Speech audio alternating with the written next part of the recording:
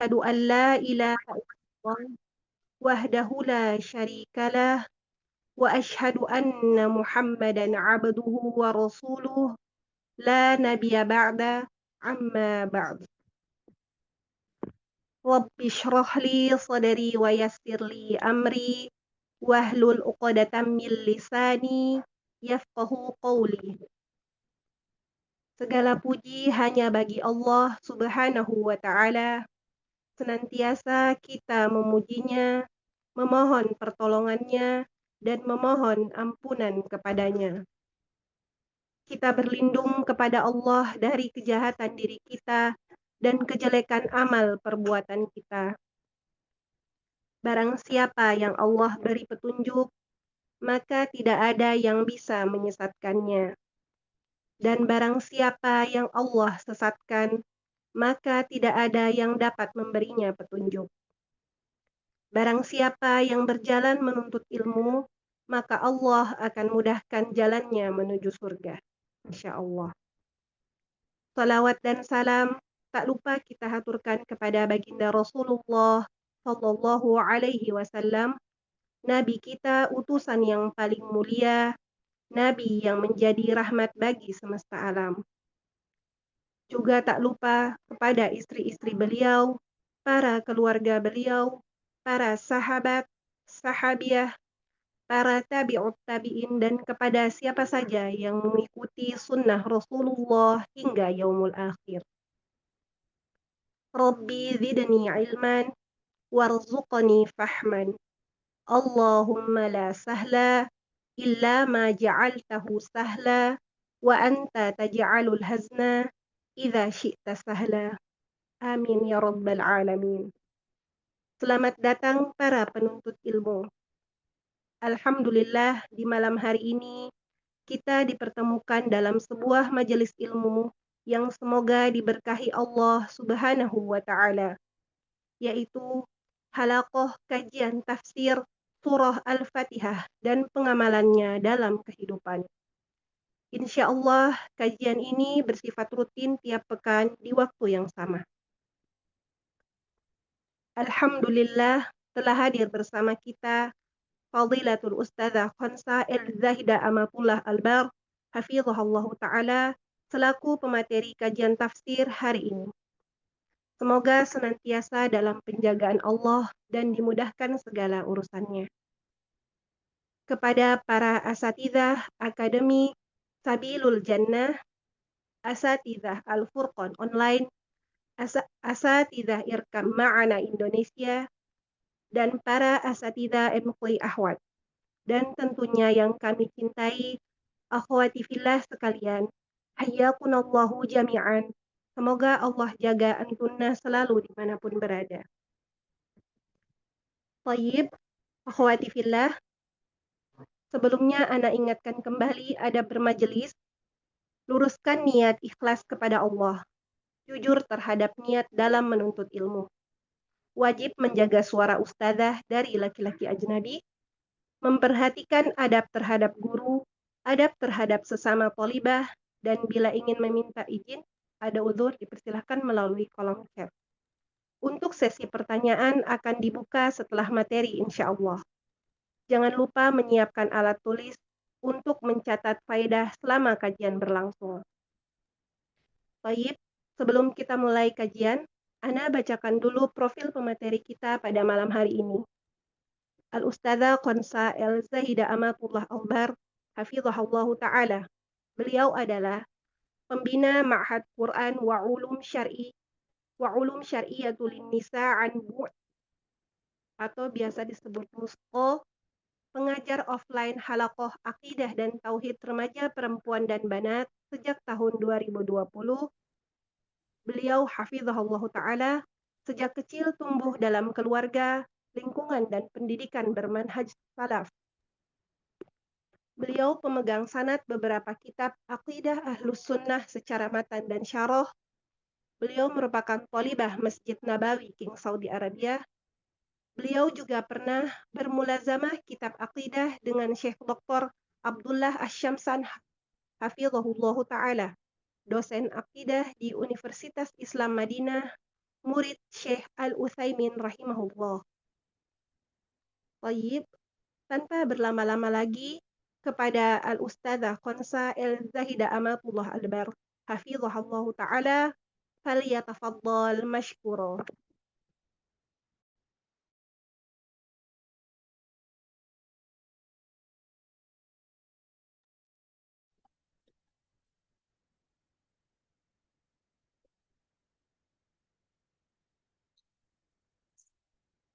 Bismillahirrahmanirrahim. Assalamualaikum warahmatullahi wabarakatuh.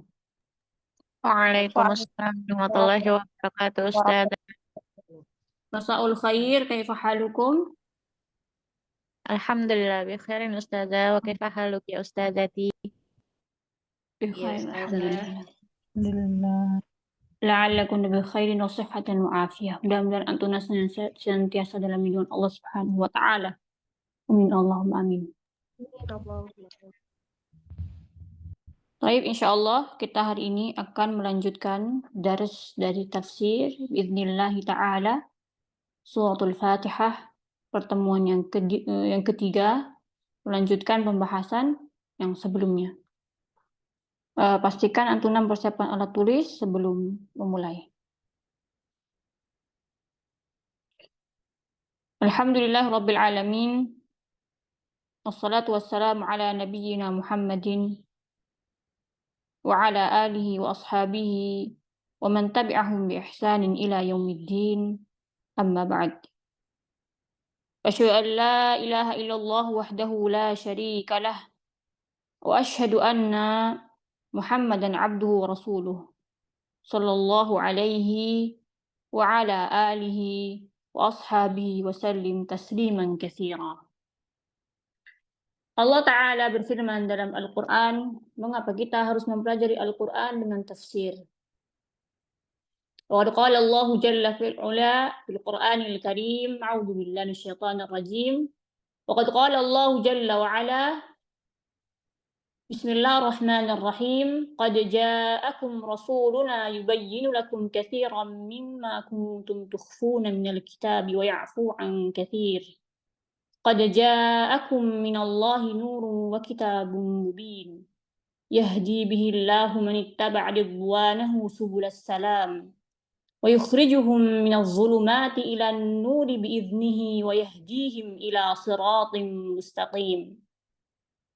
Dalam Al-Quran disebutkan Allah Subhanahu wa ta'ala berfirman, sungguh telah datang kepada kalian Rasul-Rasul kami, yakni utusan-utusan Allah, yubayyinu lakum, untuk memberikan penjelasan kepada kalian, katsira, dengan penjelasan yang sangat banyak, mimma kuntum tukhfuna minal kitab, wa ya'fu 'an katsir.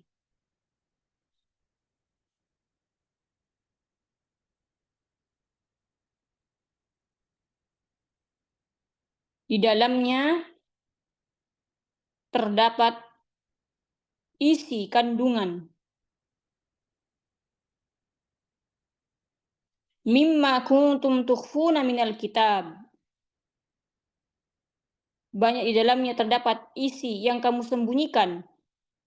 Wa ya'fu 'an katsir, dan banyak pula yang membiarkannya. Qad ja'akum minallahi nurun wa kitabun mubin. Sesungguhnya telah datang kepadamu cahaya dari Allah dan kitab yang menerangkan. Yahdi bihillahu man ittaba'a ridwanahu subulas salam. Dengan kitab itulah, dengan kitab Al-Quran inilah, man ittaba'a ridwanah, Allah Ta'ala memberikan petunjuk kepada orang-orang yang mengikuti keridhaannya, subulas salam, menuju kepada jalan keselamatan. Wa yukhrijuhum minadh dhulumati ilan nur. Dan dengan kitab Al-Quran jugalah Allah Ta'ala mengeluarkan orang-orang itu dari kegelapan gulita kepada cahaya yang terang benderang atas izinnya. Wa yahdihim ila siratim mustaqim. Dan Al-Quran memberikan petunjuk kepada jalan yang lurus.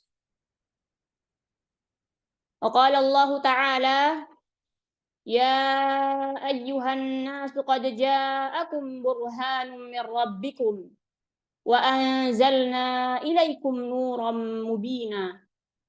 فأما الذين آمنوا بالله واعتصموا به فسيدخلهم في رحمة منه وفضل ويهديهم إليه صراطا مستقيما. Allah Ta'ala berfirman dalam ayat yang lain, wahai sekalian manusia, sungguh telah datang kepada kalian burhan,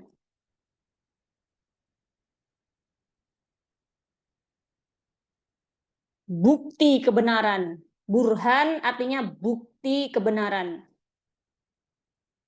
Burhan artinya bukti kebenaran. Mir rabbikum, dari Rabb kalian. Wa anzalna ilaikum nuran mubina, dan telah kami turunkan cahaya yang terang benderang, yakni Al-Quran. Fa'ammal ladzina amanu, maka barang siapa saja yang beriman kepada Allah, wa'tasamu, dan berpegang teguh dengan Al-Quran, bihi, dengan Al-Quran, was sunnah, fasayudkhiluhum fi rahmatin minhu, maka Allah Ta'ala akan memasukkan mereka ke dalam golongan yang mendapatkan rahmatnya. Wa fadl, dan mendapatkan keutamaan darinya. Wa yahdihim, dan mereka mendapatkan petunjuk dengannya. Ilaihi siratam mustaqima, menuju kepada jalan siratal mustaqim, jalan yang lurus. Baik, akhwati fillah azani Allah wa iyyakunna jami'an. Dua surah yang Anda bacakan dari barusan ini adalah surah Al-Maidah ayat 5 dan surah Al-Baqarah ayat surah An-Nisa ayat 174. Boleh dibuka lagi terjemahannya kalau ingin membaca lagi. Poin-poin dari dua ayat tersebut boleh ditulis ya. Poin-poin yang pertama, Al-Quran adalah petunjuk dari Allah Ta'ala. Bukan untuk disembunyikan, tapi untuk disiarkan. Yang kedua, Al-Quran adalah jalan menuju cahaya. Cahayanya Allah Ta'ala. Yang ketiga, Al-Quran adalah kitab yang nyata.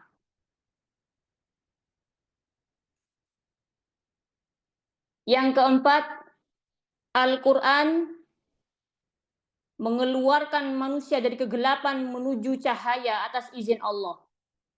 Jadi siapa yang merasakan kehidupannya merasa sempit, merasa gelisah, merasa tidak mendapatkan pertolongan dari Allah, merasa buntu semua jalan, maka kembalilah kepada Al-Quran.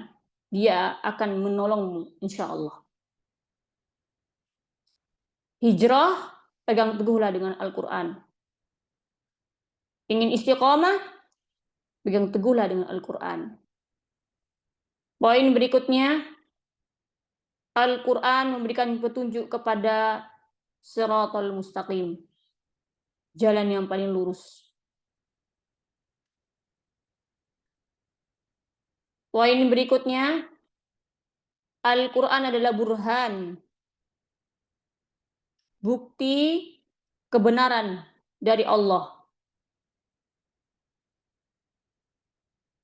Balasannya, barang siapa yang selama hidup berpegang teguh dengan Al-Quran selama sepanjang hidupnya, tidak jauh, dia selalu merangkul Al-Quran dalam kehidupannya, dalam bacaan, dalam menghafal, dalam kegiatan, dalam pengajaran, dalam apapun itu, wa'tasamu bih, dan beramal di atasnya, maka kelak dia akan mendapatkan rahmat, keutamaan, dan dia akan diberikan petunjuk kepada jalan yang lurus. Imbalan untuk orang yang berpegang teguh dengan Al-Quran sepanjang hidup. Itu pembukaan pada malam hari ini, mudah-mudahan bermanfaat dan bisa diamalkan.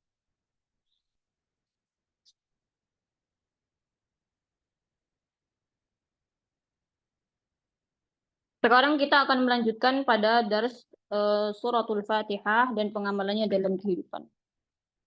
Ana berharap kepada Allah Subhanahu wa taala ilmu yang ana ajarkan kepada antuna dari kitab-kitab para ulama ini setidaknya membuahkan amal kebaikan buat diri kita sedikit-sedikit. Setidaknya kita ingin meningkatkan ibadah kita lebih bagus kepada Allah Subhanahu wa taala. Tak ada bedanya orang berilmu dengan tidak berilmu, yang membedakannya adalah amalnya. Al-ilmu bilal amali kasyajarah bilas samarah. Orang yang berilmu banyak, sak gunung, sak gudang, sak melangit, sak bumi, kalau dia nggak ngamalkan ilmunya, maka ilmu itu tidak akan memberikan manfaat padanya sedikit pun. Sama seperti pohon yang tumbuh tapi tidak berbuah, hanya mengeluarkan apa? Daun-daun kering yang berserakan, justru malah merepotkan orang lain untuk menyapunya. Tapi ketika dia berbuah, maka orang pun bisa memanfaatkan buah tersebut, dan dia pun bisa bermanfaat bagi makhluk-makhluk yang lain. Pastikan kalau kajian itu niatnya, apa yang bisa aku amalkan dari kajian ini ya? Aku pingin beramal apa ya hari ini yang dengarkan Ustazah Eliza ini ya? Anak pingin mau nambahkan amal lah. Begitu ya. Tanamkan di dalam hati. Jangan cuma dengarkan saja ya. Mudah-mudahan Allah Ta'ala memberikan taufik kepada kita semua.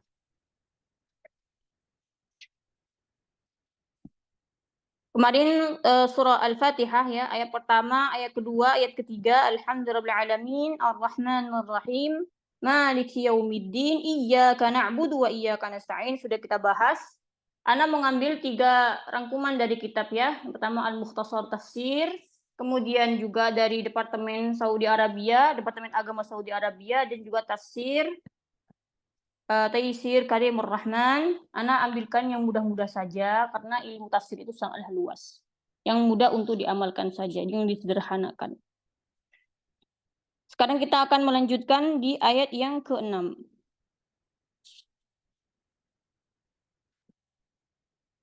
Sebentar ini gue lihat ya, kemarin itu sudah ya.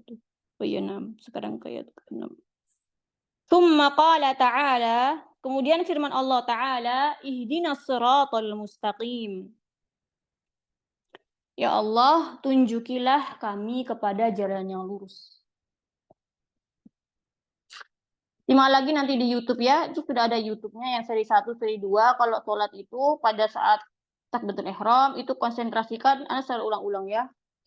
Pikiran, perkataan, hati, anggota tubuh, itu harus selaras, harus sejalan. Jangan pikirannya bercabang-cabang, hatinya lalai, atau gerakannya tidak khusyuk atau tidak tumakninah. Tidak bisa seperti itu. Dia harus benar-benar mengkonsentrasikan seluruh anggota tubuhnya untuk Allah Subhanahu wa taala. Dari segi tohara juga, kebersihan tubuh, ya, kebersihan makanan dan minuman, konsumsi supaya sholatnya diterima oleh Allah, enggak kedukun-dukunan, ya, percaya zodiak ramalan yang di online-online itu, percaya tarot-tarot dan seterusnya. Dia tidak dalam keadaan percaya itu. Karena bisa ditolak sholatnya selama 40 hari. Walaupun dia khusyuk bacaannya dalam sholat. Ada pembatal sholat juga ada ya. Itu ada pembahasan khusus lagi. Jadi sholat itu usahakan kita tahu artinya, bacaannya benar, dan kita sangat menikmati sholat itu. bahwa kita sedang berhadapan kepada Al-Khaliq, kepada Sang Pencipta, bukan kepada makhluk, kepada Rabb kita Azza wa Jalla. Mempersembahkan Qul inna salati wa nusuki wa mahyaya wa mamati lillahi rabbil alamin. Katakanlah wahai Muhammad, sesungguhnya salatku, ibadahku, penyembelihanku, hidup dan matiku hanyalah untuk Rabb semesta alam. Ini prinsip orang beriman ya, prinsip kita bersama. Jadi tidak boleh hatinya ada kotor-kotoran, tidak boleh ada jelek-jelek, tidak boleh ya. Pikiran juga harus konsentrasi ibadah kepada Allah. Thumma qala ta'ala ihdinas siratal mustaqim, ya Rabb tunjukilah kami kepada jalan yang lurus. Yakni adalah dullana wa arsyidna. Tunjukilah kepada kami ya Allah dan berikanlah kami bimbingan. Jadi kita itu saat membaca ihdinas siratal mustaqim dalam salat itu sejatinya kita sedang meminta kepada Allah dibimbing jalan hidup kita itu supaya tidak sendirian dalam menghadapi kehidupan dunia ini yang beraneka ragam, berwarna-warni ini.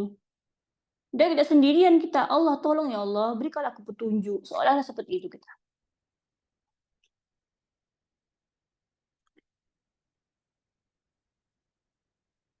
Dalam Mukhtasar Tafsir disebutkan, dullana ila siratal mustaqim wa as'aluka bima fihi wa as'aluka bina fihi wa tsabbitna 'alaihi wa zidna huda. والصراط المستقيم هو الطريق الواضح الذي لا أوعجه فيه وهو الإسلام الذي أرسل الله به محمد صلى الله عليه وسلم. Saat sholat di ayat yang ke-6 ini, yakni kita meminta agar diberikan petunjuk kepada jalan shiratal mustaqim dan diberikan kekokohan berada pada jalan tersebut, di atas jalan yang lurus, dan ditambahkan petunjuk.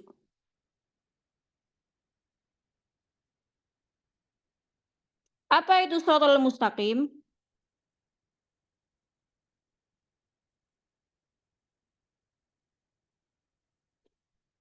Shiratal mustaqim yang selalu kita baca setiap hari itu ya, mulai dari kecil, dari TK, dari SD, terus sampai kita umur sekarang ini, kita selalu baca ihdinas shiratal mustaqim. Kita lagi minta sama Allah supaya dibimbing hidup kita ini. Ihdinas shiratal mustaqim, as-sirat huwa wa huwa at-tariqul wadih al-musul ila Allah wa ila al-jannah. Wa ila al-jannati.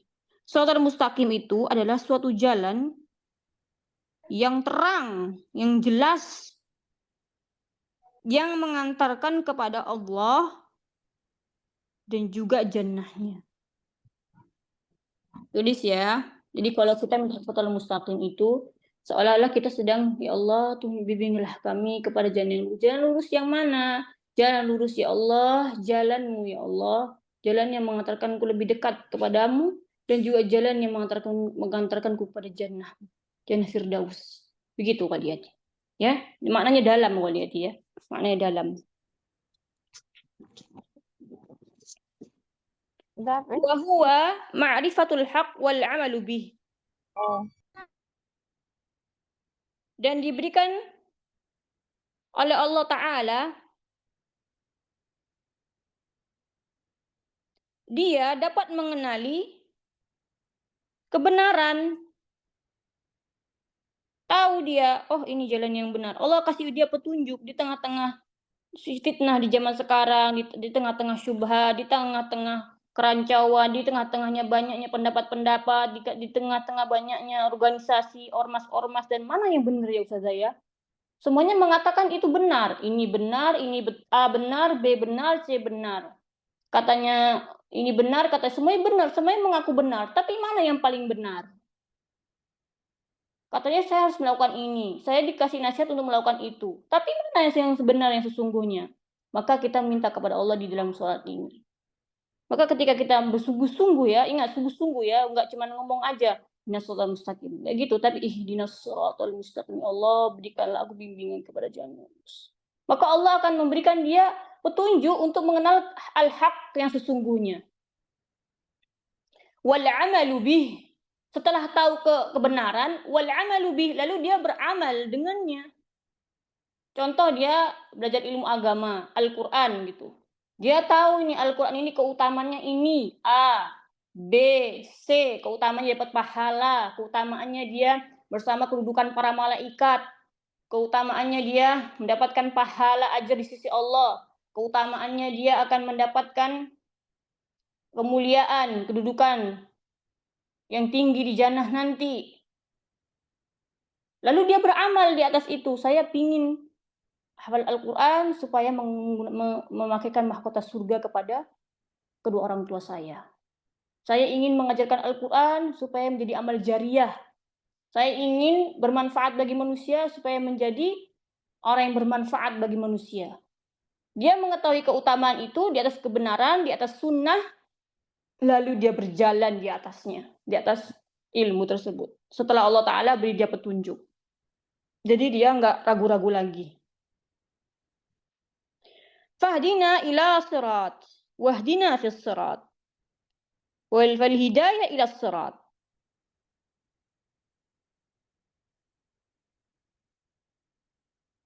Maka permohonan kita agar diberikan petunjuk kepada as-sirat, kepada jalan tersebut.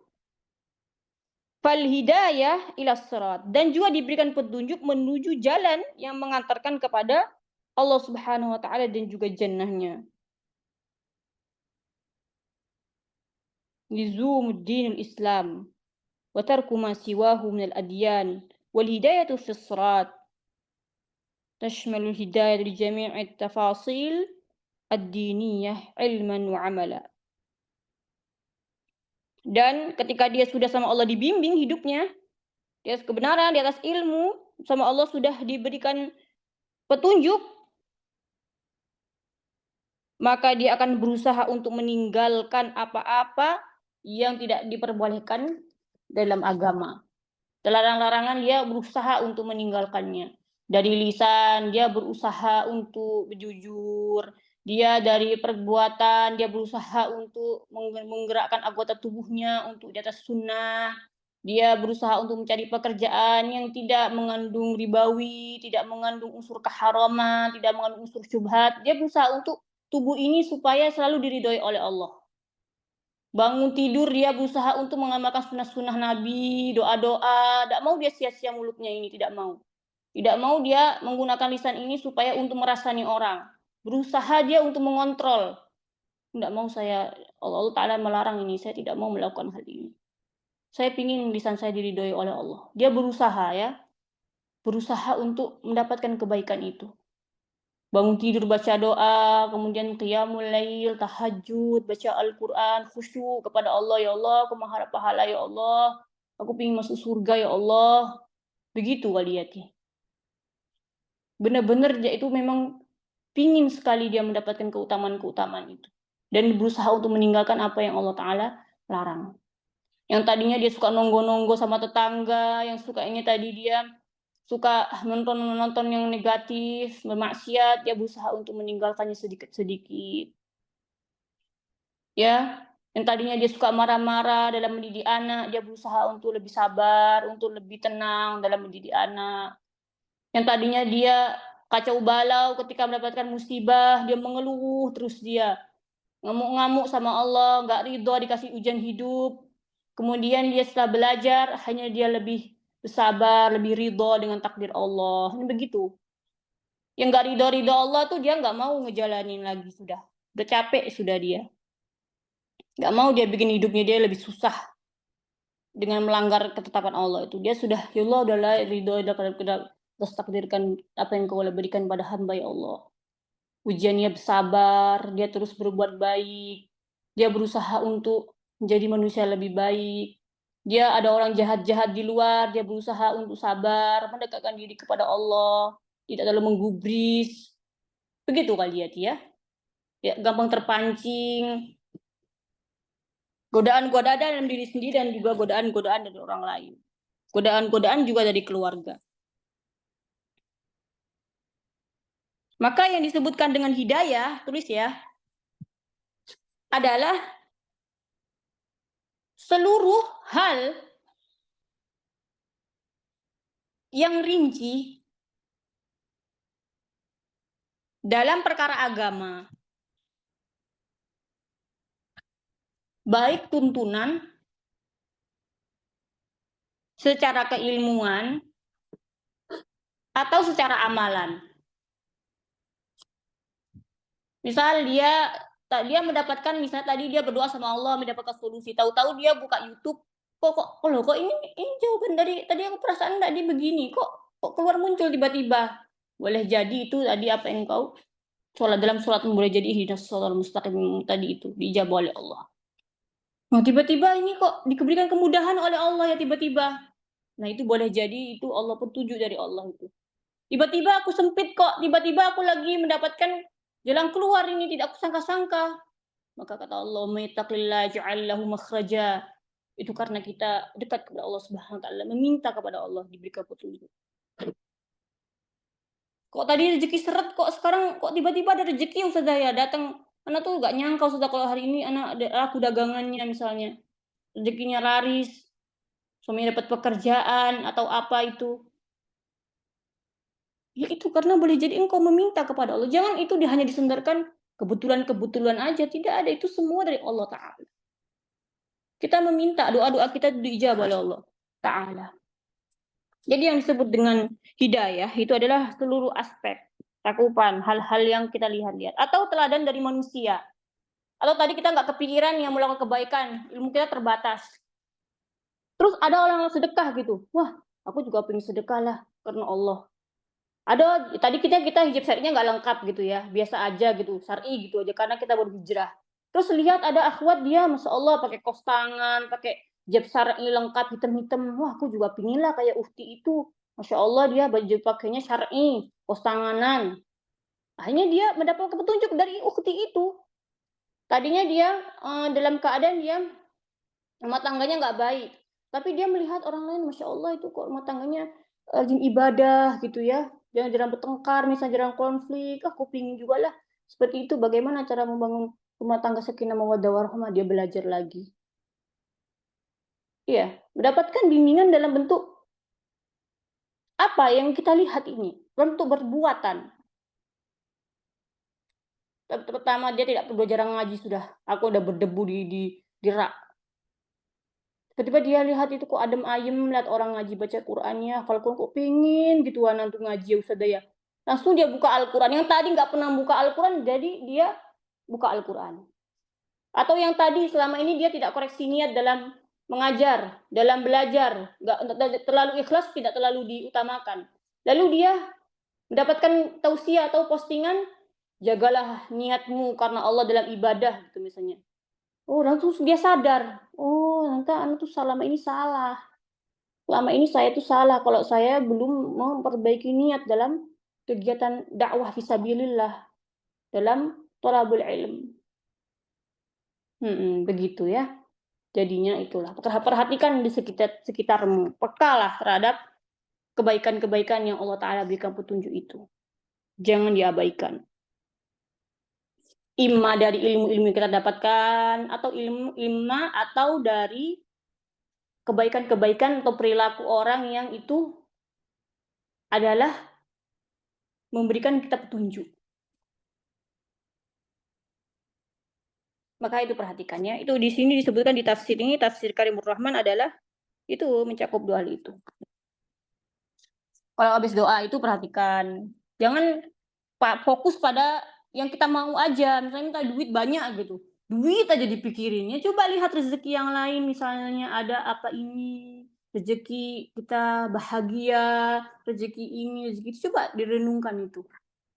Insya Allah kebaikan Allah sangatlah banyak pada diri kita.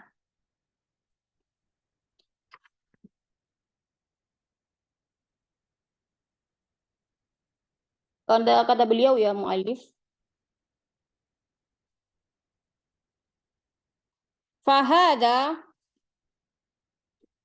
du'a min ajma'il ad'iyah. Doa ini, ihdinas shiratal mustaqim ini adalah ajma'il ad'iyah, kumpulan dari doa-doa. Dari segala doa itu muaranya di ihdinas shiratal mustaqim. Semua doa permintaan kita kepada Allah tentang kemaslahatan dunia dan akhirat itu muaranya kepada mendekatkan diri kepada Allah, ujungnya, tepinya itu adalah mendekatkan diri kepada Allah atau mengantarkan kepada jannah. Dua hal itu.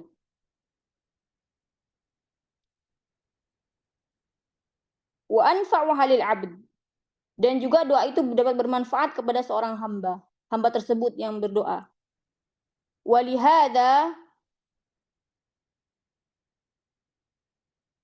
wajib 'alal insan ay yad'u Allah bihi fi kulli rak'atin shalah li daruratihi ila dhalik. Maka ini adalah karena ini adalah doa yang sangat agung, cakupan dari seluruh kebaikan, maka hendaknya kita benar khusyuk membacanya, berdoa kepada Allah di setiap rakaat dalam salat kita, li darurah ila dzalik. Benar-benar kita sungguh-sungguh minta kepada Allah. Coba bayangkan baca ini setiap sholat rakaat.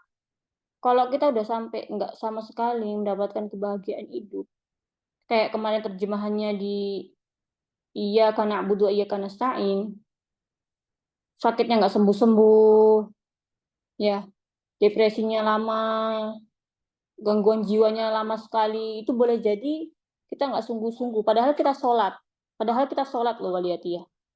Kita sholat loh, kok bisa Allah Ta'ala menjadikan itu tidak membuat hilang kita dari kesempitan hidup itu. Bila jadi ada yang salah sama sholat kita selama ini. Bayangin, bahkan yang di rakaat yang nggak pakai surah aja, Al-Fatihah tetap dibaca. Di sholat nawafil, sholat sunnah aja, Al-Fatihah ini tetap dibaca.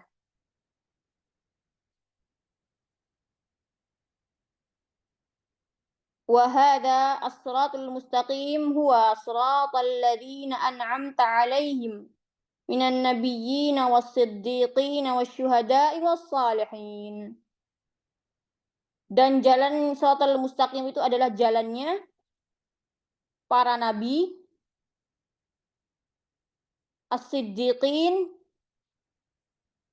para siddiqin, para syuhada, was-shalihin, dan jalannya orang-orang saleh. Adapun selain dari 4 golongan itu, ya, shiratal mustaqim hanya didapatkan oleh 4 golongan ini. Orang soleh, syuhada, siddiqin, dan para nabi. Ini jalannya mereka ini. Kita kalau mau termasuk dari golongan mereka, kita harus doa sama Allah. Kencengin doanya dalam sholat itu benar-benar khusyuk. Ya, agar Allah bimbing kita dengan seluruh kebaikan-kebaikan itu. Dalam kemaslahatan agama kita. Karena selain dari 4 golongan itu, ya, 4 dari jenis tersebut, ghair adalah selain itu adalah sirat al-maghdubi alaihim, yaitu jalannya orang-orang yang Allah Ta'ala murkai mereka. Jadi kalau bukan termasuk orang soleh, bukan termasuk syuhada, bukan termasuk orang siddiqin, bukan termasuk para nabi, boleh jadi termasuk dari golongan ini. Allah Ta'ala marah kepada mereka, benci dengan mereka. Siapakah al-maghdubi alaihim? Siapakah yang disebut dengan al-maghdubi alaihim? Tulis, ini supaya kita kalau sholat itu, oh, na'udzubillah min dzalik, semua tidak termasuk dari ini ya.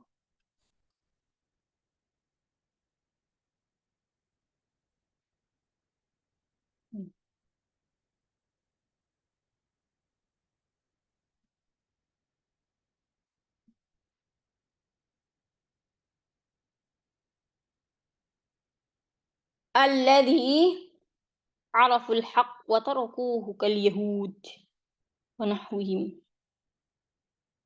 Yakni orang yang dimurkai oleh Allah Ta'ala itu adalah yang dia mengenal kebenaran, tahu yang benar, tapi dia meninggalkannya.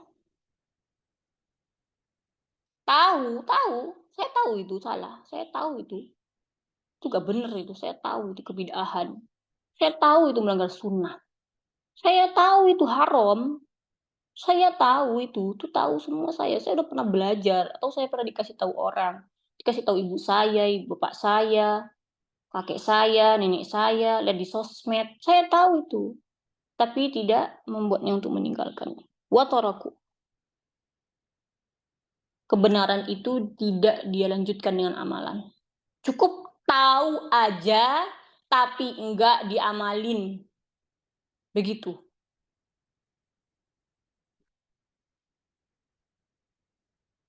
Seperti orang-orang Yahudi. Kenapa orang Yahudi itu dicela?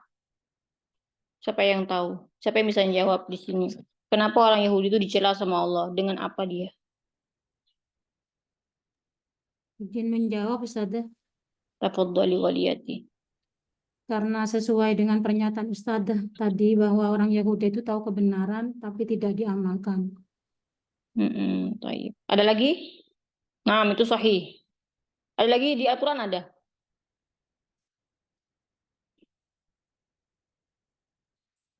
Coba boleh jawab di kolom chat. Kenapa Allah benci orang Yahudi? Mereka tahu benar tapi mereka nggak mau ngikuti, nggak mau ninggalin. Ada yang mau jawab?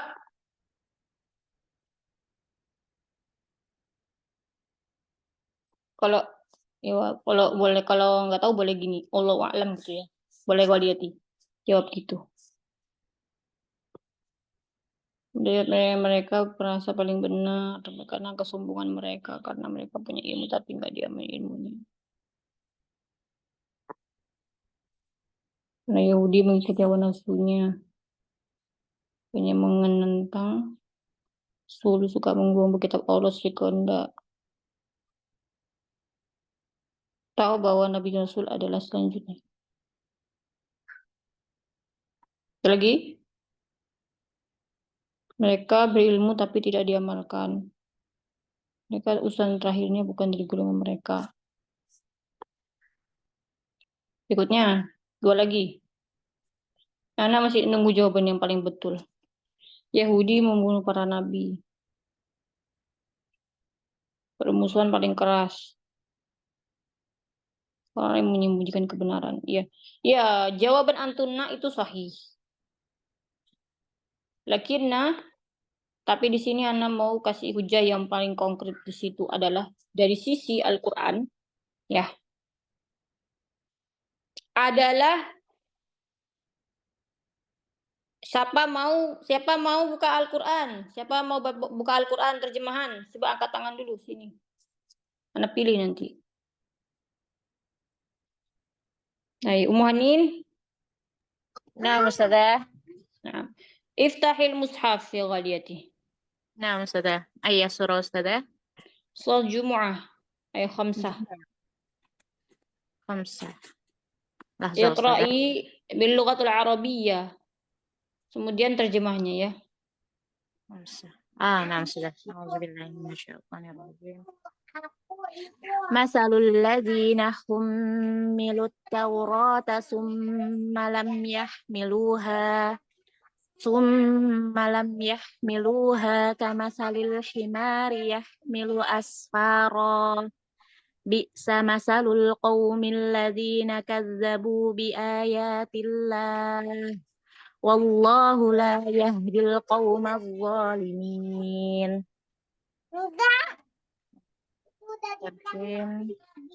Perumpamaan orang-orang yang diberi tugas membawa Taurat, kemudian mereka tidak membawanya atau tidak mengamalkannya, adalah seperti keledai yang membawa kitab-kitab yang tebal. Sangat buruk perumpamaan kaum yang mendustakan ayat-ayat Allah, dan Allah tidak memberi petunjuk kepada kaum yang zalim. Naam. Barakallahu fiki ghaliyati, jazakillahu khairan Ummu Hanin. Ustazah, jazakillahu khairan Ustazah. Seperti apa kata Al-Qur'an? Apa perumpamaan seperti apa orang Yahudi? Keledai yang membawa Seperti keledai. Keledai yang membawa kitab-kitab berat. Ingat, orang berat itu orang berilmu ya, ingat. Dia tahu waliyati, dia bukan orang sembarangan. Dia itu orang berilmu, tapi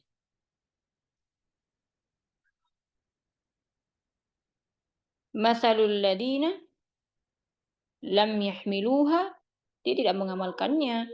Kamatsalil himari yahmilu asfara, bi'sa matsalul qaumil ladzina kadzdzabu biayatillah, wallahu la yahdil qaumaz zalimin. Itu tulis ya.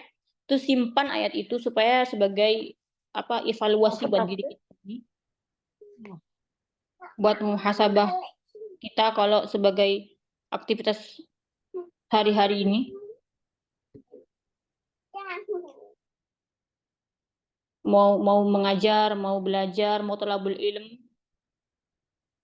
Dalam bidang apapun perhatikan, ini ilmunya kemana aku entar lagi nih, aku mau kemanakan ilmu ini. Ilmunya mau aku dapatkan gelar, mau dapatkan lisensi, mendapatkan sertifikat, mendapatkan pujian, atau mendapatkan junjungan yang tinggi supaya nampak nilai bagus di hadapan manusia.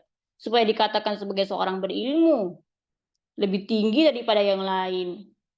Lebih dikatakan senior, lebih dikatakan dia punya keutamaan daripada yang masih newbie. Newbie itu artinya baru belajar. Ayo coba pikirkan itu apa. Selama ini soalnya kalau masalah agama itu berat gue lihat, di syariat itu berat gue lihat. Nggak kayak ilmu umum. Kalau ilmu umum itu dipelajari intelektual, wawasan, itu masih lebih mudah. Cerdas-cerdas apapun itu masih bisa karena tidak berkaitan dengan surga neraka. Tapi kalau syariat itu berat tuh. Syariat itu berat gue lihat. Kita itu kalau belajar agama tuh tuntutannya amalan. Bukan selain yang lain itu coba menunjang aja kayak menggapai cita-cita orang tua, mewujudkan harapan orang tua. Itu tuh cuman second pilihan aja, tapi kita sendiri nanti dituntut di hari kiamat. Wahai fulanah, untuk apa kamu thalabul ilmi? Tanya sama Allah. Karena kan udah pernah sebut di pertemuan yang pertama. Ditanya, ilmihi. Dari mana dia dapatkan ilmunya? Untuk apa juga? Oh, untuk mendapatkan keridhaan orang tua, untuk mendapatkan jabatan, untuk supaya naik menjadi S2, S3. Dia punya kitab banyak dia itu. Disegani orang. Tapi masalahnya dia ngamalin ilmunya enggak, cuma pinter ngomong aja. Cuma pinter ngajarin orang aja. Kitabnya bertumpuk-tumpuk di maktabah. Coba renungkan kembali buat diri kita ini. Apa aku nih gini-gini nih belajar ilmu ini buat apa tujuanku ini? Coba renungkan itu. Supaya tidak seperti orang Yahudi. Itu udah contoh umat terdahulu tuh seperti itu. Allah udah mencela mereka. Itu celaan buruk itu ya. Seperti keledai. Orang pintar dikatakan keledai sama Allah. Yahmilu. Kenapa? Sebabnya karena dia tidak mengamalkan ilmu itu. Kepintarannya tidak bermanfaat. Tahu kebenaran tapi justru ditinggalkan. Ingat ya. Muhasabah untuk para tulabul ilm, para muallima, para asatidzah, para mudira, dan juga anak khususnya anak pribadi. Adalah selalu evaluasi niat ini untuk apa aku belajar. Untuk apa aku sungguh-sungguh dalam menekuni bidang syariat ini. Ya, jangan sampai ada niat-niat yang lain. Jangan sampai itu untuk banggakan orang tua, untuk sertifikat, untuk mumtazah, jayidan, supaya segala-segalanya itu adalah kepentingan duniawi waliyatiyah. Ingat, itu adalah kepentingan duniawi yang akan ditanya sama Allah di hari kiamat. Niat-niat tersebut yang keliru itu. Kenapa thalabul ilm? Perintah Allah. Mengangkat diri dari kebodohan untuk diamalkan, menunjuki pada jalan yang lurus. Bershiratal mustaqim. Bermanfaat bagi manusia, bisa mendidik anak, mendidik keluarga. Ya, mengingatkan suami kalau suami keliru. Begitu waliyati. Manfaat bagi umat. Hakadha sahih. Jangan niat-niat yang salah-salah itu digunakan sebagai acuan untuk semangat dalam belajar. Rugi. Sangatlah rugi. Waktu kita habis untuk cari validasi manusia. Cari keridhaan manusia. Kata Ali bin Abi Thalib, ridwan nas ghayatul la idrak. Keridhaan seluruh manusia itu tidak akan pernah kamu dapatkan sedikit pun. Kamu membuat semua orang ridho kepadamu tidak akan pernah bisa. Pasti ada aja orang yang benci, nggak suka. Itu pasti ada. Orang yang senang ya pasti senang. Orang yang benci akan tetap benci. Maka fokuslah untuk menggapai ridho Allah. Pasti komentar orang tuh banyak. dikatakan ini, dikatakan itu, banyak ujian dunia ini. Tapi kalau udah fokusnya Allah, shiratal mustaqim, maka dia berusaha untuk fokus di tengah distraksi itu. Walaupun dia juga terkadang dia lemah, terkadang dia juga sedih, terkadang dia juga futur, tapi dia kembali kepada Allah Subhanahu wa taala. Tidak sampai seperti orang yang ambisinya dunia. Begitu.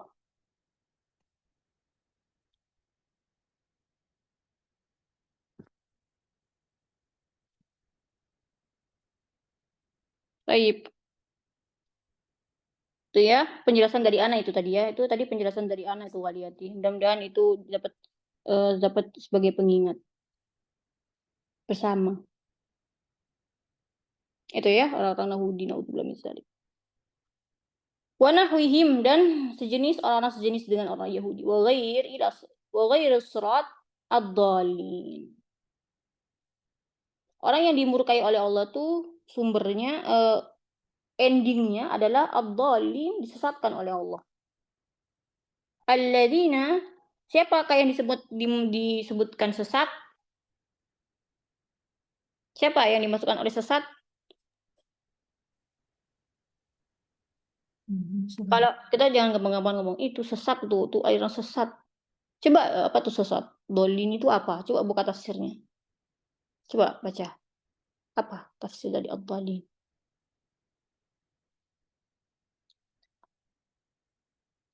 Ad-dallin adalah alladzi tarakul haq.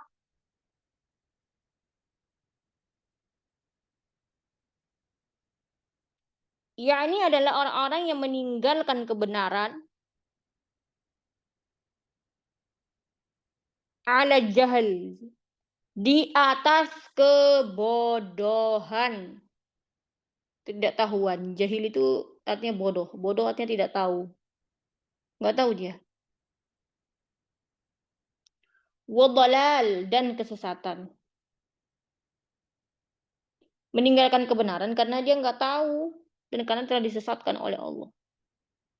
Seperti siapa? Kan Nasara wa nahwihim.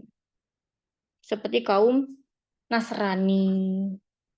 Bodoh sekali mereka. Mengapa demikian? Allah sudah berfirman di dalam Al-Quran tentang buruknya orang Nasrani. Apa? Qala Isa binullah. Mengatakan Isa anaknya Allah. Padahal Allah Ta'ala tidak pernah punya anak. Qul huwallahu ahad. Allahu samad. Allah Ta'ala disebutkan di dalam mereka mengatakan bahwa Allah Ta'ala itu punya anak perempuan. Kata Ibn Mas'ud, hampir pecah langit ketika aku mendengarkan ayat mengatakan Allah Ta'ala itu punya anak perempuan. Malaikat itu perempuan. Disebut ya, orang Nasrani itu begitu percayaannya. Malaikat itu anak perempuan. Angel itu adalah perempuan, malaikat perempuan. Kemudian Allah itu 3. Tuhan Yesus, Tuhan Bapa, Tuhan Allah. Yang anak ketahui itu seperti itu.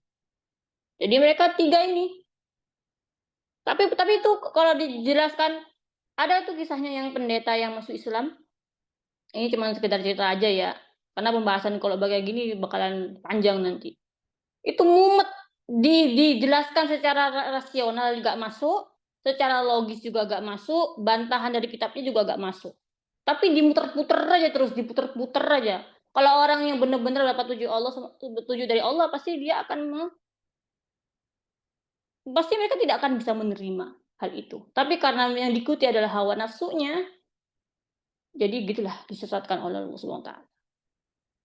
Jadi Tuhan Bapa itu adalah punya anak namanya namanya Roh Kudus. Roh Kudus itu punya namanya adalah yang muaranya itu di Tuhan Allah. Tuhan Allah itu adalah Tuhan Bapa. Puter-puter saja terus begitu. Ya, wallahu a'lam bishawab. Semoga Allah menunjuki kita kepada jalan yang lurus. Jadi kesimpulannya, insya Allah nanti Ihdinas Shiratal Mustaqim ini dilanjutkan di sesi berikutnya ya, karena tafsirnya itu masih panjang. Insya Allah 1 pertemuan lagi. Jadi gitu ya, kesimpulannya adalah ketika kita sedang khusyuk beribadah kepada Allah Subhanahu wa taala, salat, minta sama Allah ihdinas shiratal mustaqim itu dengan sungguh-sungguh. Jalannya orang-orang yang diberi Allah Ta'ala petunjuk, bahwa petunjuk oleh Allah Ta'ala itu adalah dari diberikan pengetahuan tentang ilmu, diberikan petunjuk berupa keadaan, kejadian, atau manusia yang lebih baik daripada kita, kemudian atau dibimbing kepada jalan yang lurus, kemudian kita diberikan jalan-jalan yang lebih baik, yang mengenal kita lebih hijrah, lebih baik lagi, kemudian doa-doa itu bermanfaat buat diri kita. Selanjutnya, kita tidak diperbolehkan untuk menjadi golongan-golongan seperti orang Yahudi yang dia tahu banyak ilmu, tapi dia tidak mengamalkan ilmunya. Ya, ini adalah jalan yang dimurkai oleh Allah Ta'ala, atau orang-orang yang disesatkan oleh Allah Ta'ala, yakni adalah orang yang mengetahui kebenaran, tapi dia bodoh dan sesat, seperti kaum Nasrani dan seterusnya. Ilahuna insyaallah wallahu ta'ala bisawab. Barakallahu fikum.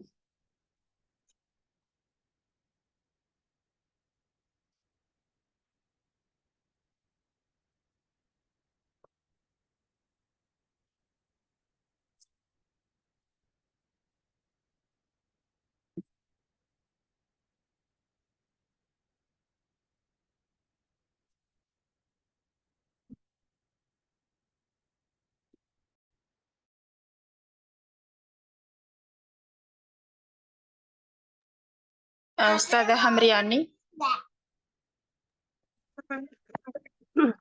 Afan Ustazah, ana izin buka sesi pertanyaan. Naam. Masya Allah, barakallahu fiik. Faedah yang Ustazah sampaikan semoga menjadi ilmu yang bermanfaat untuk kita semua. Selanjutnya kita akan memasuki sesi pertanyaan. Kepada teman-teman yang ingin bertanya, silahkan raise hand. Dan ana sampaikan dulu ada bertanya, yakni memberikan salam terlebih dahulu, kemudian mendoakan Ustazah. Misalnya, Ahsanallahu ilaiki ya Ustazah, kemudian menyebutkan nama dan pertanyaan. Dan diakhiri dengan doa dan salam. Tafadhali yang ingin bertanya silahkan raise hand atau boleh menulis di kolom chat. Tapi kami utamakan dulu yang raise hand. Alhamdulillah sudah ada yang raise hand. Tafadhali Muktidian Mulyani Supandi, silahkan dibuka mic-nya.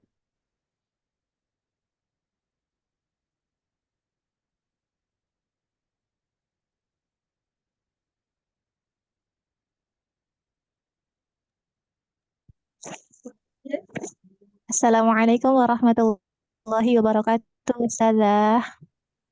Waalaikumsalam warahmatullahi wabarakatuh.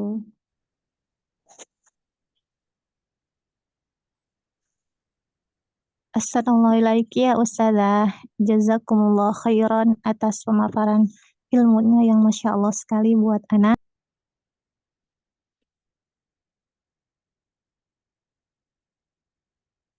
Amin. Semoga Allah mudahkan untuk kita mengamalkannya.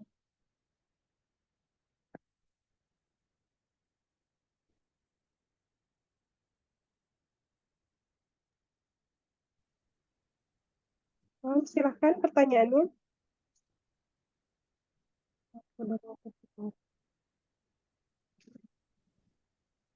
Kan Ustazah qadarullah yang tadi bertanya keluar.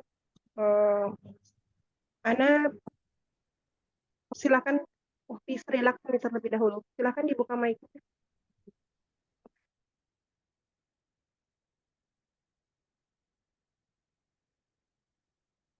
Iya, Ustazah. Assalamualaikum warahmatullahi wabarakatuh, Ustazah. Waalaikumsalam warahmatullahi wabarakatuh. Ahsanallahu ilaiki, Ustazah. Ustazah, tadi Ustazah izin bertanya. Tadi ketika Ustazah menjelaskan mengenai ihdinas siratal mustaqim, tentang ihdinas siratal mustaqim, kemudian Ustazah menyebut tentang ormas-ormas. Pertanyaan saya, apakah boleh kita bergabung dalam ormas-ormas seperti itu, Ustazah? Nah, Itu saja Ustazah. Syukran, jazakillahu khairan, Ustazah. Na'am, sana wa iyyakum. Baik. Ana tadi sempat menyinggung tentang ormas ya, pembahasan ormas. Itu Ana sebutkan secara umum. Yakni bagaimana kalau kita ingin mengetahui bolehkah kita bergabung pada ormas tertentu atau organisasi masyarakat. Maka kita sebelum untuk bergabung itu kita harus mengenal dulu, menimbang. Apakah organisasi tersebut di atas Al-Quran As-Sunnah ala fahmi salaf ataukah tidak? Di atas sunnah atau justru malah menjauhkan sunnah? Atau mencampur adukan antara sunnah dengan kebid'ahan? Atau justru kerancauan? Insya Allah kita bisa melihat, kalau kita berilmu kita bisa melihat apakah ini berisi tentang hal-hal yang bisa semakin dekat kepada Allah Ta'ala lebih baik, atau justru malah mengikuti hawa nafsu, disenang-senang, kumpul-kumpul, makan-makan, untuk nyanyi-nyanyi, ikhtilat, campur bau laki perempuan, nggak ada batasan. Sekarang ormas-ormas itu banyak demikian. Anak sebutkan tidak spesifik menyebutkan nama ya, tapi ini anak secara umum seperti itu. Pekalah, melihatlah dengan kacamata kebenaran sebelum masuk pada organisasi tertentu. Dengan salah satunya dengan meminta petunjuk pada Allah Ta'ala, khusyuk dalam salat membaca ihdinas shiratal mustaqim. Hakadha qadiyah. Nama saja. Syukran jazakallahu khairan, Ustazah. Na'am, sanawiyaki. Selanjutnya, alhamdulillah Mbak Mufti Dian Muriani Supandi sudah bergabung kembali. Tafadhol. Nah, kakak. Ya, Ustazah, assalamualaikum. Afwan, tadi Ana terlempar Ustazah. Mohon bertanya Ustazah. Bagaimana hukumnya ketika, tapi ini Afwan di luar tema Ustazah, tapi ini tentang ya niat yang tadi Ustazah sempat sampaikan gitu. Jadi bagaimana hukumnya ketika kita menghafal Al-Quran dengan metode audio seperti itu? Karena Ana tipe orang yang mudah dengan mendengar suatu murotal gitu Ustazah lah ya, sambil melihat Qur'annya, seperti itu Ustazah. Ini tahapan ini menghafal Qur'an ini sudah dilalui oleh pembenaran tahsin dan tajwid Ustazah. Jadi sekarang sedang proses menghafal Qur'an. Itu offline Ustazah. Terus Ana memang pribadi itu metodenya adalah menyimak murotal gitu Ustazah, sambil melihat Qur'an gitu. Jadi secara tidak sengaja Ana terbawa dengan nada murotal tersebut seperti murotal Syekh Husyori gitu Ustazah, atau dan yang lainnya gitu. Kemudian ketika Ana setoran seperti itu, ya ada yang memuji gitu Ustazah. Masya Allah bacaannya bagus seperti itu. Teman-teman memuji. Ana sudah pelajari, hati-hatilah dengan pujian orang seperti itu ya. Ana takut gitu. Ana takut apakah Ana salah seperti itu gitu. Apa bagaimana ya gitu. Jadi kayak Masya Allah setiap setelah membaca gitu Ustazah. Saya selalu beristighfar ketika ada yang Masya Allah bacaannya bagus kayak gitu. Ana selalu beristighfar mudah-mudahan Ana bukan ujub atau ria gitu Ustazah. Tapi Ana takut dalam hati sedikit terbesit alhamdulillah gitu. Khawatir, tapi kayak senang juga gitu Ustazah. Oh, ternyata iya gitu kan. Mudah-mudahan ya bisa jadi semotivasi atau itu buat teman-teman gitu aja Ana bilang kayak gitu. Iya gitu. Nah, bagaimana menurut Ustazah seperti itu Ustazah? Jadi Ana takut gitu, apakah Ana itu aja ya maksudnya hafalan sendiri gitu, setorannya apa via online biar nggak ada yang mendengarkan, hanya ustazahnya aja yang mendengarkan gitu Ustazah. Tapi satu sisi juga lingkungan itu offline itu kita jadi mempunyai teman-teman yang sholihah gitu Ustazah. Seperti itu Ustazah. Bagaimana pandangan Ustazah? Jazakumullah khairan Ustazah atas waktunya. Semoga Ustazah dan teman-teman semua selalu diberkahi Allah Subhanahu wa taala. Amin amin ya rabbal alamin. Assalamualaikum warahmatullahi wabarakatuh. Waalaikumsalam warahmatullahi wabarakatuh. Baik. Saat Allah Ta'ala berikan kita kelebihan, maka kita mengenali bahwa kelebihan itu bukan milik kita. Itu punya Allah, titipan dari Allah. Kalau engkau memuji itu kau sudah memuji pemberian Allah. Itu tanamkan dalam hati ini supaya tidak ujub, tidak bangga terhadap kelebihan yang kita miliki. Dia itu gini, kita punya pemikiran dalam hati diri kita ini. Dia itu memuji, dia bukan muji aku, dia itu muji punyanya Allah. Ya nggak sih waliyati? Sahih nggak? Sahih amla. Ya Ustazah. Kalau Allah cabut suara kita indah, apa kita bisa suara indah waliyati? Nggak bisa kan? Nah, gitu. Jadi supaya kita nggak terlalu tertekan dengan seperti itu. Alhamdulillah, dikasih suara bagus sama Allah. Yang mudah-mudahan jadi motivasi. Lebih baik. Sama doa ketika dipuji itu ada doanya. Allahumma anta alam minni binafsi wa ana alam binafsi minhum. Allahumma la tu'akhirni bima yaqulun waghfir li ma la ya'lamun waj'alni khairan mimma yadhunnun. Coba tolong carikan Waliyati. Coba carikan itu doanya, kirim di chat.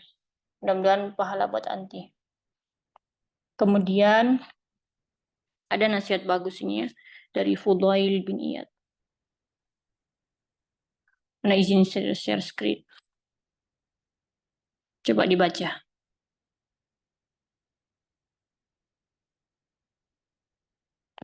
Coba dibaca Waliyati. Yang tadi nanya.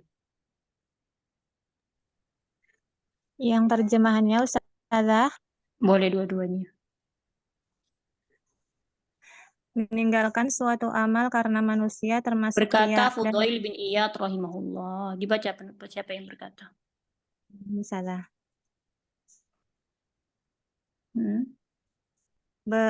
Berkata Fudail bin Iyad rahimahullah, tarku amal ajalin nas riyaun li ajalin dan nasi syarikun. Meninggalkan suatu amal karena manusia termasuk riya, dan beramal karena manusia termasuk syirik. Majmu' Fatwa Ibnu Taimiyah 23 nomor 174. Itu ya Waliyati ya.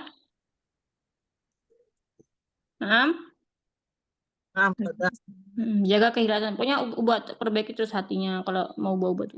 Aku belajar karena Allah, bukan cari pujian. Aku belajar karena Allah, bukan cari pujian manusia. Itu ya Waliyati ya. Barakallahu fikum. Wafikum barakallahu Ustazah. Ustazah Afwan. Kalau yang tadi hukum menghafal Al-Quran dibantu dengan murotal, bagaimana Ustazah? Nggak apa-apa, yang penting tajwidnya benar. Wah, na'am Ustazah. Jazakumullah khairan Ustazah. Nah, bizana iyaki. Assalamualaikum Ustazah. Waalaikumsalam wabarakatuh. Ana izin bertanya. Kalau untuk sholat, kan kita akan khusyuk ketika kita mengetahui kandungan atau arti surat tersebut, nah Ustazah. Tapi kalau misalkan kita masih belajar, nah Ustazah, terkadang kita kan suka ngeblank gitu Ustazah. Lupa gitu Ustazah. Ngeblank apanya? Maksudnya lupa Ustazah. Bukannya ngeblank sholat ini rokaat berapa, enggak. Maksudnya artinya tuh kadang-kadang kan kita yang namanya kita masih belajar Ustazah, tuh nggak hafal semua Ustazah. Terus ketika kita nggak hafal, khawatir kita lagi sholat terus tiba-tiba kayak misalkan, aduh tadi kunci hilang atau gimana gitu kan. Kalau misalkan kita lagi sholat terus tahu artinya, kan nggak mungkin ada pikiran seperti itu Ustazah. Betul. Ketika kita lupa nggak tahu artinya, pasti kan itu pikiran yang tadi mencari sebelum sholat pasti menongol. Untuk mensiasatinya, apakah ketika kita sholat terus kita mengingatkan kematian atau kita ingat bakal dikafanin atau ingat lagi sholat misalkan di Ka'bah atau gimana, apakah itu masih disebut dengan khusyuk, Ustazah? Waduh, kenapa jadi sholat malaikat mati? Enggak, Ustazah, maksudnya apa untuk Habis kehusuan sholat gitu, ingat Ka'bah Ustazah. lagi. Sholatnya di depan Ka'bah baru bener. Sholat kok inget Ka'bah, gimana sih? Nah, kan pertanyaan, Ustazah. Ya, Nah, jadi kan itu, heran Ustazah. aja gitu. Kan ada sholat ingat mati ya. Ya Allah, serem amat. Nah, ya kan karena nggak tahu artinya, Ustazah. Jadi apa yang buat kita khusyuk supaya tidak kepikiran apa yang hilang kunci, apa yang ini belum dikerjakan atau gimana, nah gitu, Ustazah. Iya. Nah, Apakah disebut itu masih khusyuk atau gimana, Ustazah? Nah, baik. syukron, Ustazah. Jazakallah khair. Nah, bisa iya ki. Wadiati itu nanti bisa dengarkan di rekaman yang seri kedua ya. Di tafsir ini Ana udah ngebahas rinci banget terkait tata cara sholat khusyuk. Baca Al-Fatihah buat pemula. Masya Allah, nah, Ustazah. Anak baru Tolong gabung dulu, Ustazah. tolong dibantu ya Ustazah ya. Ustazah siapa Nah, namanya ini ya. Insya Allah mudah-mudahan ajar buat Anti dan tim. Insya Allah nanti nah itu dia dikirimkan ya sama Ustazah ya. Simak yang reka pertemuan nomor 1 kalau nggak 2 gitu. Yang 1 kalau nggak 2 baik, Ustazah. Wadiati. Insya Allah Iya. nanti Ana cek semuanya, Ustazah. Ini Ana baru gabung hari ini, Ustazah. Jazakallah khair. Iya, jadi untuk sholat mengingat mati ya gak betul lah. Orang sholat itu ngarep Allah kok malah ingat mati. Itu gak betul. Yang betul adalah kita ingat doa-doa yang tadi kita ucarakan, hafalkan artinya Al-Fatihah itu dan berusaha untuk khusyuk. Gitu ya. Barakallahu fikum. Baik. Assalamualaikum warahmatullahi wabarakatuh. Ustazah izin bertanya. Waalaikumsalam warahmatullahi wabarakatuh. Assalamualaikum. Pertanyaan saya adalah di dalam masyarakat kita ini ada surah Sebentar, itu Al-Fatihah. suaranya kok menggema ya? Afwan, Ukti Rifa, boleh dikecilkan dulu suara HP ini. Oh, nah Ustazah.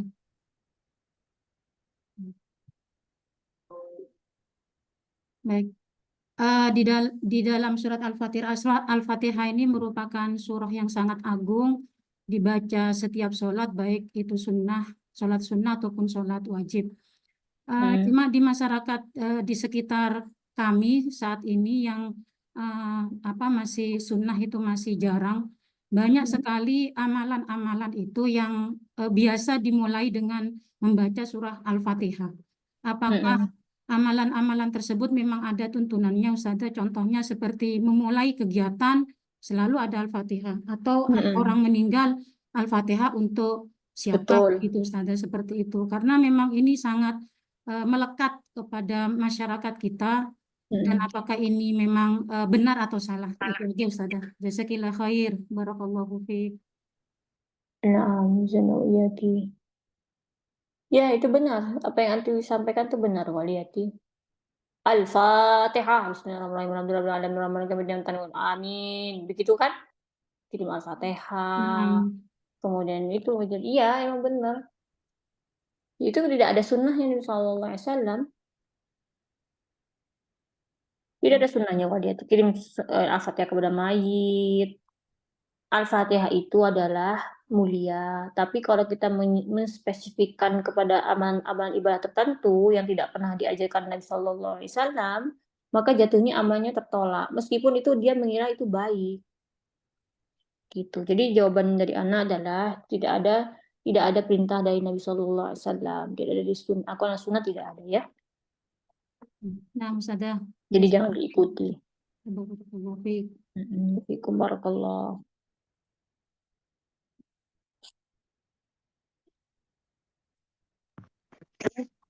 Alhamdulillah sudah ada 4 bertanya tadi. Masih diberikan kesempatan kepada 1 orang yang masih mau bertanya. Bila tidak ada, Ana bacakan pertanyaan di kolom chat. Alhamdulillah. Silahkan Ukti Zetma Andrika, tafadhali. Assalamualaikum warahmatullahi wabarakatuh, Ustazah. Waalaikumsalam warahmatullahi wabarakatuh. Izin bertanya, Ustazah. bagaimana dengan sholat yang kadang-kadang terburu-buru Ustazah, kadang-kadang misalnya lagi punya bayi kan Ustazah, terus ada anak udah nangis gitu kan, berarti kita baru mau selesai gitu, kita buru-buru kayak gitu, gimana hukumnya tuh Ustazah? Sering masalahnya kan punya anak kayak gitu Ustazah, pas baru mau sholat dia udah bangun gitu kan. Iya. Syukran ya Ustazah untuk jawabannya. Assalamualaikum warahmatullahi wabarakatuh. Waalaikumsalam warahmatullahi wabarakatuh. Ini Ana mau ngambil tips dari keluarga Ana ya. Nanti bisa mengambil faidah. Utizet mah. Iya Ustazah. Ketika kita punya baby, punya anak, itu kan kadang rewel-rewel gitu ya. Iya. Maka kita boleh anaknya taruh di samping aja, samping kita sholat. Jangan jauh-jauh. Oh. Oh, jadi dekat kita aja. Nanti pas kalau kayak mau ruku atau sujud tuh boleh kita pas ke ruku tuh kita bawa ruku gitu Ustazah? Boleh. Nah. Oh. Kalau memang dia benar-benar sangat uek sekali, sangat sekali. Saya sangat rewel maksud anak. Kalau dia sangat rewel banget, nggak bisa ditenangin, itu boleh kayak gitu. Nabi SAW pernah seperti itu juga ketika dengan Hasan dan Husain. Maksudnya kita kalau misalnya nggak bisa sekali anaknya itu diem, itu boleh seperti itu. Tapi kalau bisa ditenangin dulu. Tapi taruh di samping itu lebih aman daripada dia di tempat tidur. Oh, iya Ustazah. Gitu ya. Jadi kalau seandainya misalnya kan nggak dekat kita, misalnya Ustazah kan kayak yang sebelum-sebelumnya gitu, gimana tuh Ustazah? Nggak apa-apa lah gitu Ustazah. Maksudnya taruh di tempat lain. Misalnya dia kan lagi tempat tidur kalau Ustazah, habis itu lagi sholat. Terus kita misalnya rakaat terakhir gitu Ustazah. Sholatnya dekat tempat tidur gue lihat nih. Sholatnya di kamar. Ya. Iya. Ya, kan semulia-mulia sholatnya wanita kan di kamarnya. Iya, kan iya Ustazah. Cuman kan kalau anak tuh kan rewel nangisnya udah kencang gitu kan Ustazah. Tuh ya, nggak apa-apa, buru-buru kayak gitu. Jangan kan buru-buru. Digendong nggak apa-apa. Kita posisinya lagi sholat gitu Ustazah. Tuh ngambil anak gitu nggak apa-apa kayak gitu Ustazah. Ya nggak gitu juga kali ya Ti. Oh jadi berarti pas dia tidur kita dekat dia langsung gitu ya Ustazah? Iya, Oh, dekat dia. Ya insya Allah nggak sampai segitunya banget lah. Ya kalau misalnya di tepi tempat tidur, kita sholatnya di samping tempat tidur. Yang penting ada sutrohnya yang penting betul ke tembok. Pokoknya yang penting ya kan kalau namanya ibu kan gitu, dia ngejagain anaknya supaya nggak jatuh dari tempat tidur. Ya bagusnya dia di sampingnya. Dia tetap sholat, tapi dia di sampingnya ada anaknya, biar nggak gelundung. Oh iya Ustazah, iya. Ya Allah, jazakallah khairan ya Ustazah. Nggak kepikiran juga kayak gitu kalau lagi gitu langsung taruh tempat tidur gitu kan. Atau kalau misalnya lagi belum tidur, angkat aja, taruh di samping, biar dia kasih mainan. Oh iya.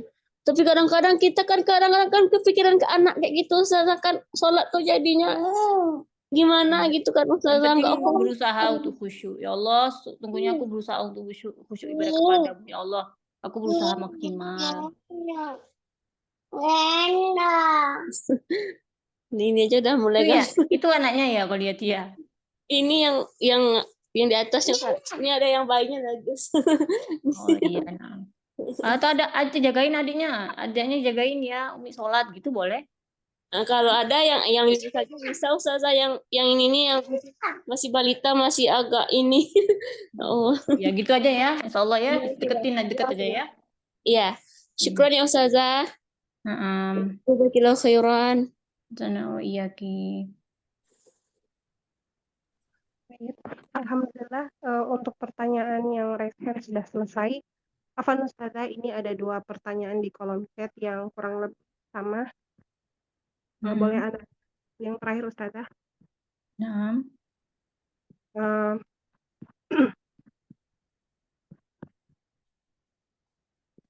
Bismillah. Ini dari Mufti Vini. Afwan, Kami izin bertanya Ustazah, semoga Allah selalu memberikan keberkahan usia kepada Ustazah. Amin. Apa yang harus dilakukan seorang anak agar orang tua bersedia dinasihati perihal apapun tentang urusan akhirat? Coba bisa tolong diulangi pertanyaannya. Apa yang harus dilakukan seorang anak agar orang tua bersedia dinasihati perihal apapun tentang urusan akhirat? Sudah berusaha menasihati dengan lembut, menyampaikan bahwa kita menyayangi orang tua karena Allah, kita ingin ke surga bersama orang tua, berusaha tidak mengangkat suara, berusaha tidak melawan orang tua tidak marah namun seolah tidak menganggap nasihat, hanya diam saja tetapi tetap melakukan hal-hal sesuka hatinya. Jazakillahu khairan wa barakallahu fiik Ustazah.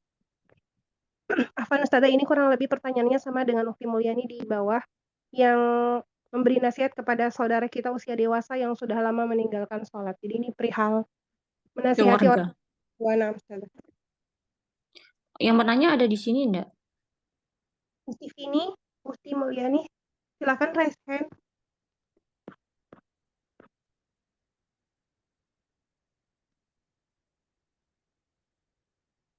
Kalau nggak ada penanyanya nggak dijawab dulu ya. Kalau ada penanyanya baru dijawab.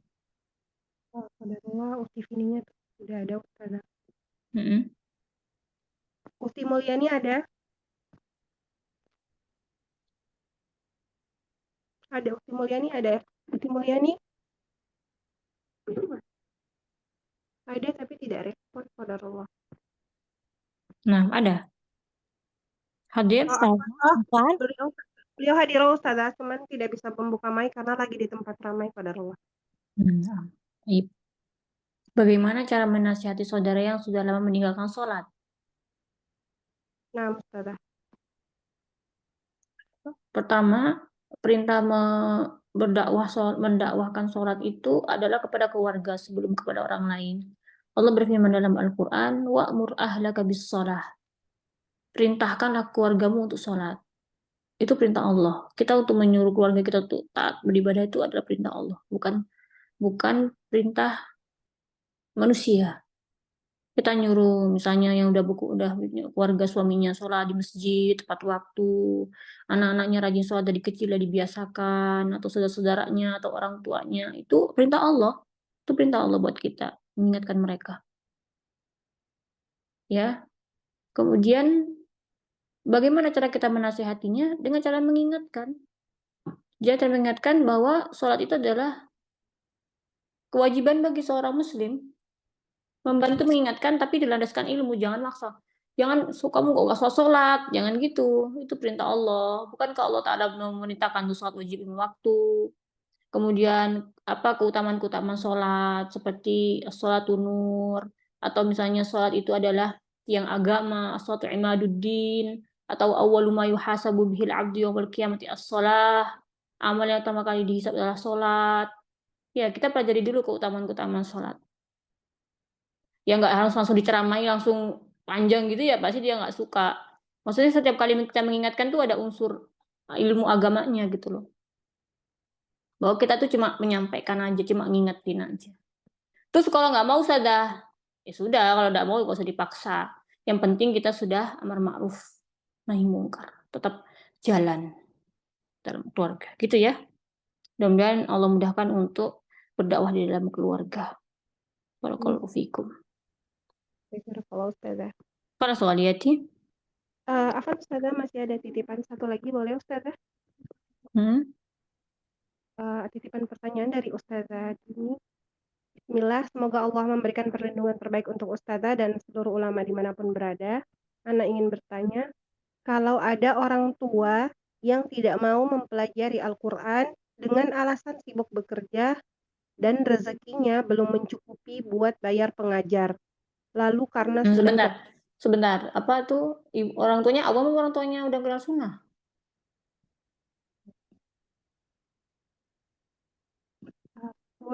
Ukti Dini boleh buka mic?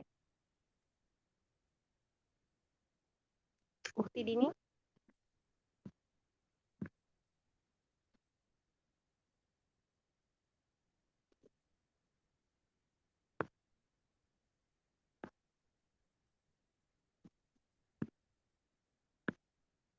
Qadarullah tidak respon Ustazah. Iya, tapi memang anak tuh di beberapa pertanyaan tuh anak kadang perlu nanya detail gitu supaya nggak rancu. Anak juga supaya nggak salah jawabnya, menyesuaikan dengan keadaan penanya biar pas.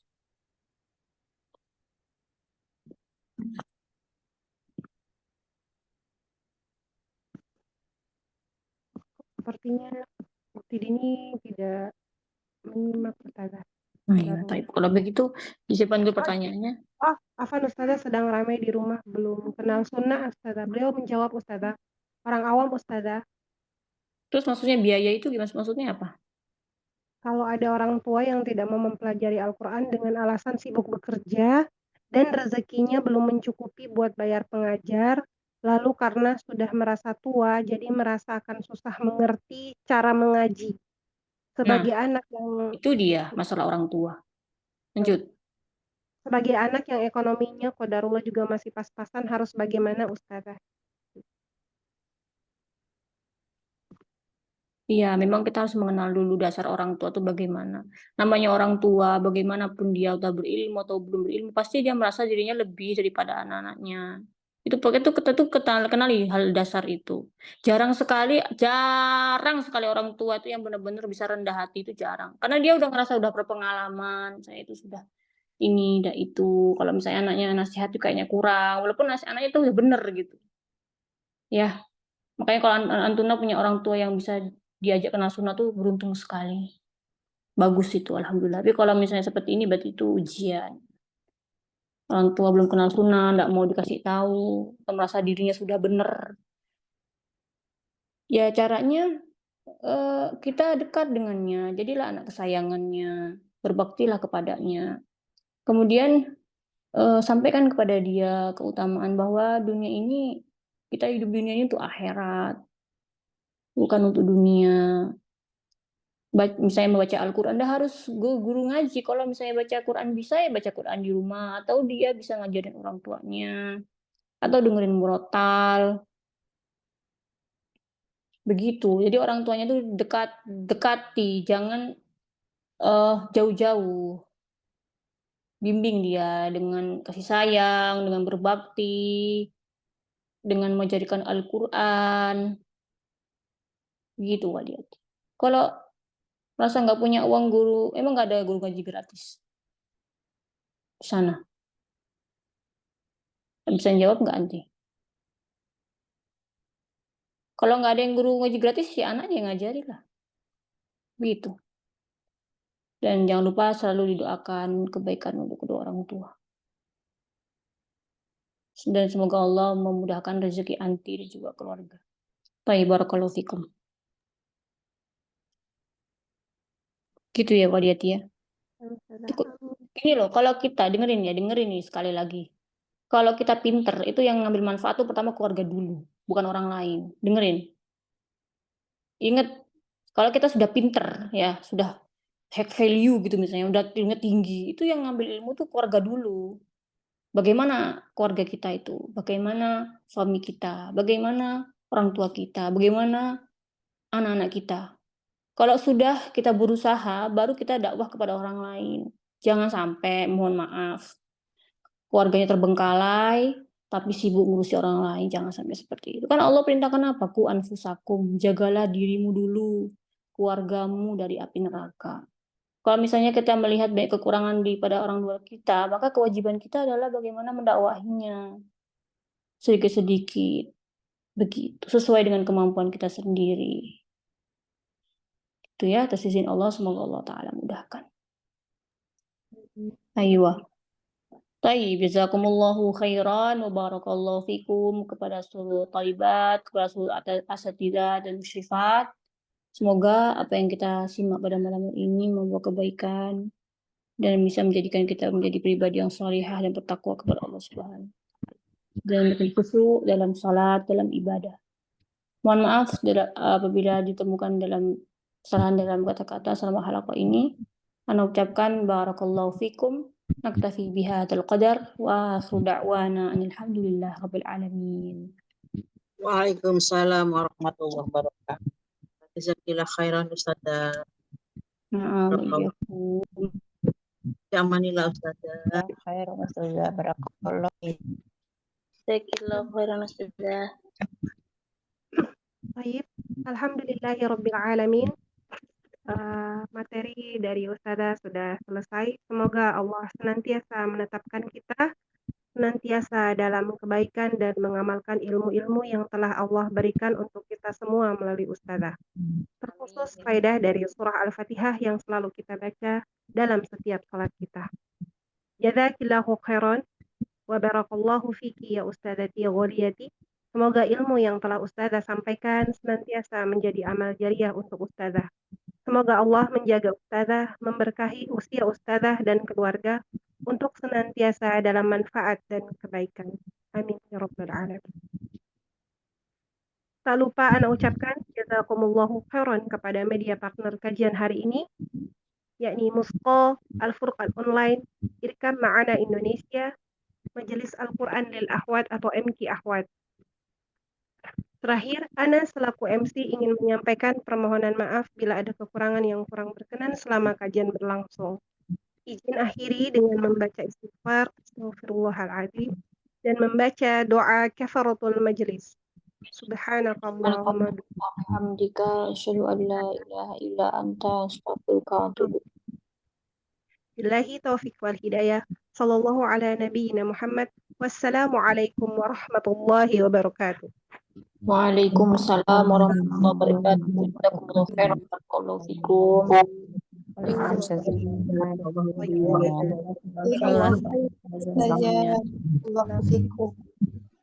Barakallah fi amanillah.